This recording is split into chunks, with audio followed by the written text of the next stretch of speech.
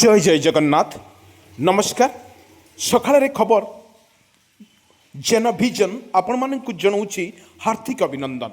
କିଛି ଗୁରୁତ୍ୱପୂର୍ଣ୍ଣ ଘଟଣା କିଛି ଦୁର୍ଘଟଣା ଉପରେ ନଜର ପକାଇବା ପୂର୍ବରୁ ବର୍ତ୍ତମାନ ଓଡ଼ିଶା ଉପରେ କ'ଣ ରହିଛି ଆଜିର ଅପଡେଟ୍ ଖବର, এই ପାଣିପାଗ ଖବରକୁ ନେଇ ବର୍ତ୍ତମାନ ଜେନଭିଜନ ପ୍ରସ୍ତୁତ କରିଛି।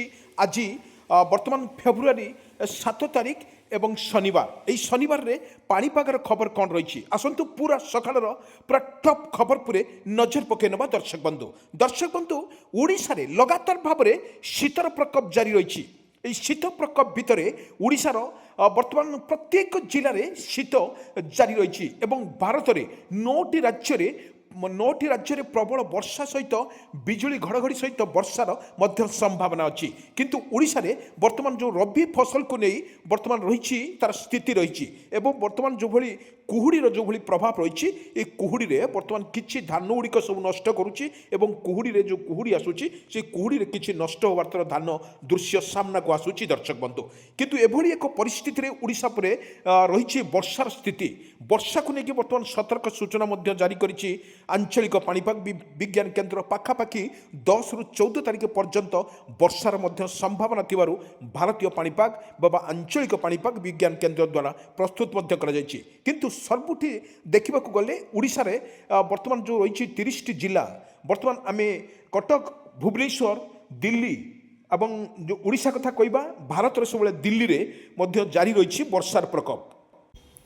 বর্ষার প্রকোপ রয়েছে ওড়িশার কিছু জেলার এভাবে এক দৃশ্য সামনাকু আসুচি। দর্শক বন্ধু দেখবে আপনার এভাবে এক পরিস্থিতিরে বর্ষার বর্তমান রয়েছে স্থিতি। আপনার দেখুছু লাইভ ভিজুয়াল ভিতরে ওড়িশা পরে বর্ষার প্রকোপ অধিক রহব বলে আকলন করেছি ভারতীয় পাଣିপাগ বিভাগ।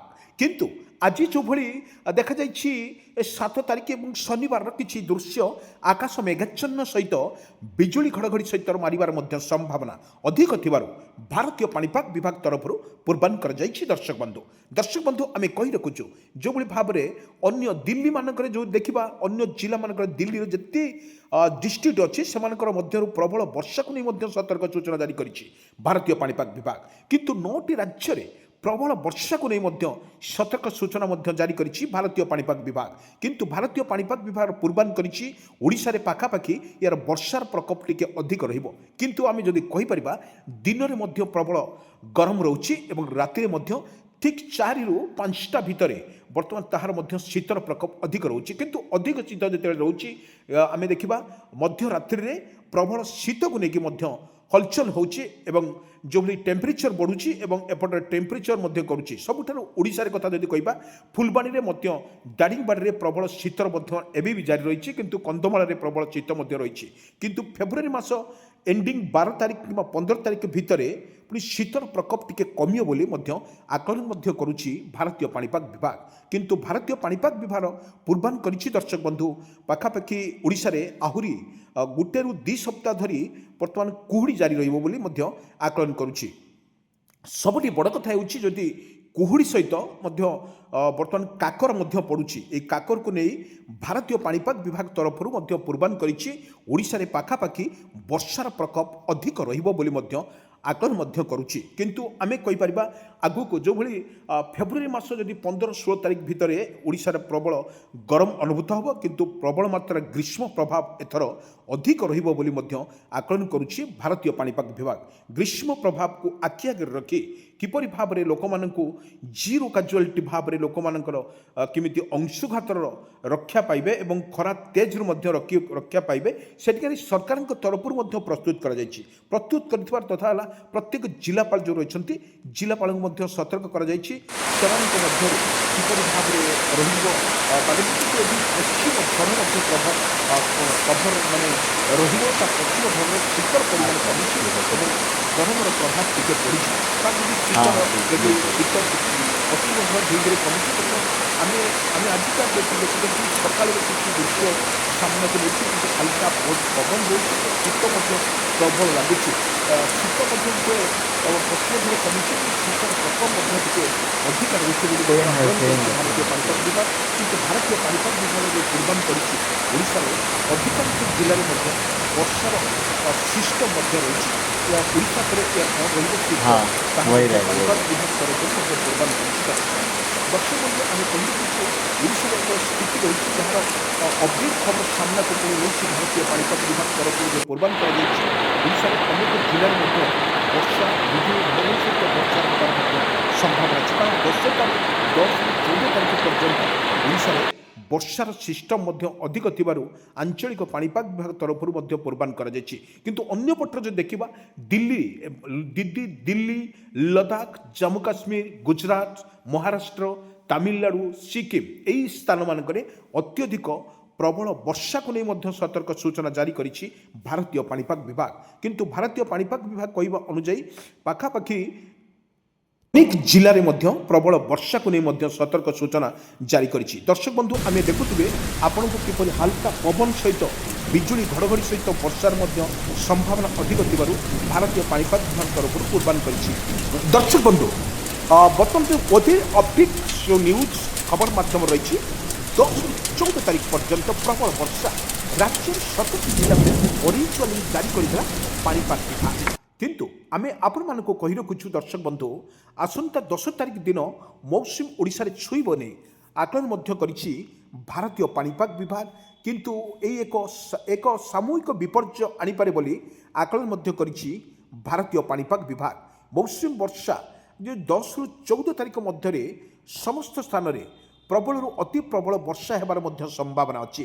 ଏଥିପାଇଁ ପାଣିପାଗ ବିଭାଗର ପୂର୍ବାନ ମଧ୍ୟ କରାଯାଇଛି। ଦର୍ଶକ ବନ୍ଧୁ ଯେତେବେଳେ ଓଡ଼ିଶାରେ ବର୍ଷାକୁ ନେଇ ଯେତେବେଳେ ଶୀତର ପ୍ରକୋପ ଓଡ଼ିଶା ଉପରେ ରହିଛି ତାର ପ୍ରବଳ ମାତ୍ରାରେ ବର୍ଷାକୁ ନେଇ ମଧ୍ୟ ସତର୍କ ସୂଚନା ଜାରି କରିଛି ଭାରତୀୟ ପାଣିପାଗ ବିଭାଗ।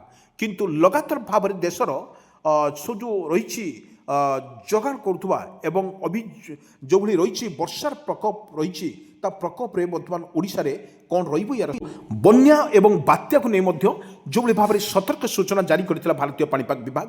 କିନ୍ତୁ ବଙ୍ଗୋପସାଗର କଥା କୁହନ୍ତୁ, ଆରବ ସାଗର କଥା କୁହନ୍ତୁ, କିନ୍ତୁ ବର୍ତ୍ତମାନ ଯେଉଁଭଳି ଚାଷ ନଷ୍ଟ ହୋଇପାରେ ବୋଲି ମଧ୍ୟ ଆକଳନ ମଧ୍ୟ କରାଯାଇଛି। ତେଣୁ ସତର୍କ ଅବଲମ୍ବନ କରିବା ପାଇଁ ଭୁବନେଶ୍ୱର ପାଣିପାଗ ବିଜ୍ଞାନ କେନ୍ଦ୍ରରୁ ସମସ୍ତଙ୍କୁ ମଧ୍ୟ ସତର୍କ କରି ଦିଆଯାଇଛି।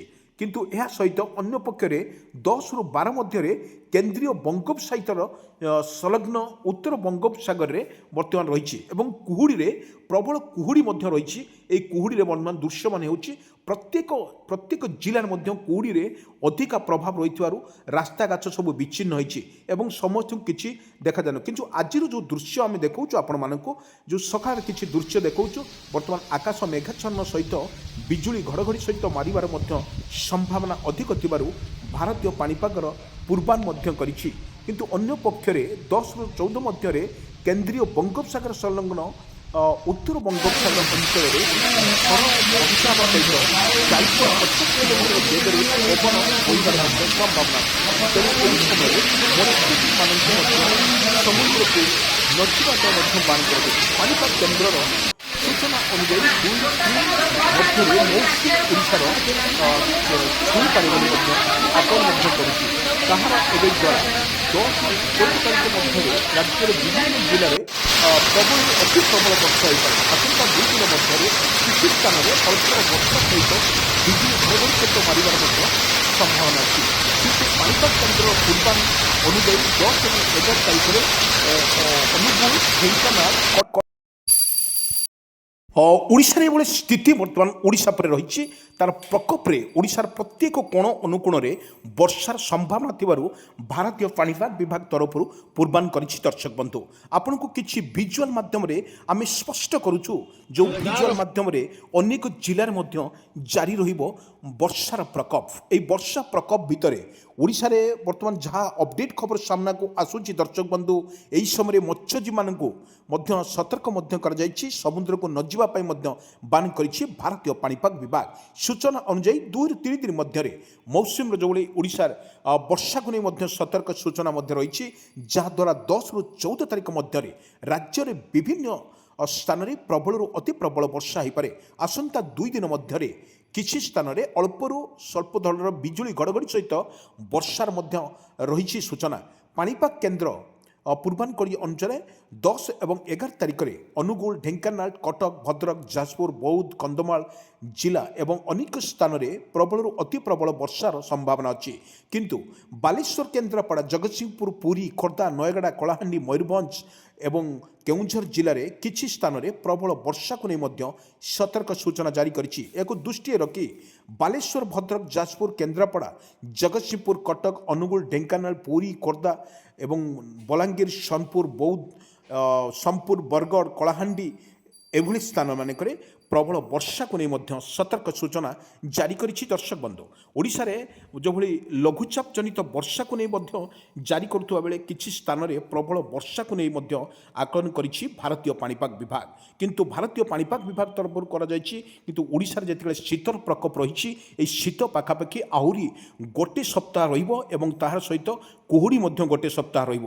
ଏହାପରେ 12 କିମ୍ବା 15ରୁ 16 ତାରିଖ ପର୍ଯ୍ୟନ୍ତ ଧୀରେ ଧୀରେ ଶୀତର ପରିମାଣ କମିବ ଏବଂ କୁହୁଡ଼ିର ପରିମାଣ କମିବ। କିନ୍ତୁ ଏହାକୁ ଆଖି ଆଗରେ ରଖି ଭାରତୀୟ ପାଣିପାଗ ବିଭାଗ ତରଫରୁ ବା ପୂର୍ବାନୁମାନ କରାଯାଇଛି ସତର୍କ ରହିବା ପାଇଁ ଏବଂ ଯାନବାହନ ଚଳାଇବା ପାଇଁ ମଧ୍ୟ ସତର୍କ କରାଯାଇଛି।